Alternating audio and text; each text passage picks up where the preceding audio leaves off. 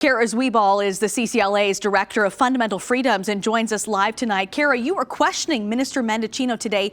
Based on his testimony, do you still believe the government erred in its decision to invoke the Emergencies Act? You know, I do. I mean, I still think that the government has not established that the legal threshold for invoking the act was met. You know, I don't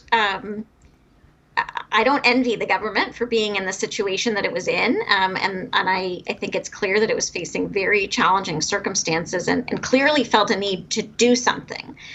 The question is what, and whether there were other things that it could have done, and our view is that there are other things that it could have explored, that even actually, you know, that it also could have brought Parliament into discussions about measures that could have been taken, but that the Emergencies Act allows the government to rule by executive order. And that's an extraordinary thing. And there's a reason why there's a very high threshold to invoke it. And in our view, that threshold was not met. We did hear from the Public Safety Minister that it was a volatile situation at the border in Coutts, Alberta. Weapons were being found. The RCMP Commissioner mentioned that the potential for loss of life. Is it fair for Mendicino to use that in his reasoning for justifying the Emergencies Act? You know, I think that's obviously was a very significant, sounds like it was a very significant piece of information and moment for him. But what we know is that before the act was invoked, those arrests in Coutts took place.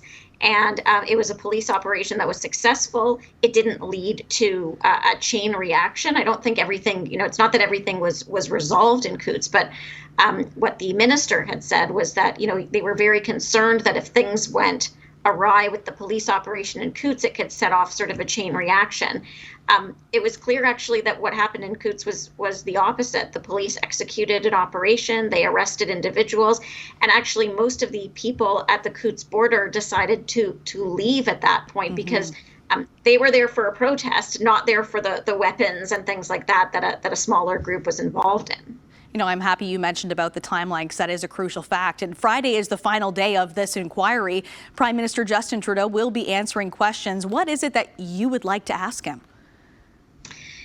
So actually, one of my colleagues is going to be asking him some questions. But you know, I think what we really want to know, again, with all of the ministers and members of government that we've been hearing about is you know, why did you come to the determination that this was necessary, especially given the evidence that we've heard from the law enforcement and intelligence folks that really say, you know, yes, there were risks of sort of a lone wolf, and yes, there were there's some unknowns, but overall, the assessment of threats was not that there was, you know, the threat of a serious act of violence against people, and that's.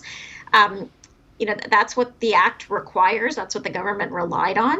I think we're also interested in the measures that the government enacted under the Emergencies Act and whether they could have been more narrowly tailored. These were, you know, aimed at addressing particular situations, but they actually applied to everyone across the country in Canada. They restricted the rights and freedoms of all people in the country. And we want to know if the government gave some thought to tailoring those measures a little bit more.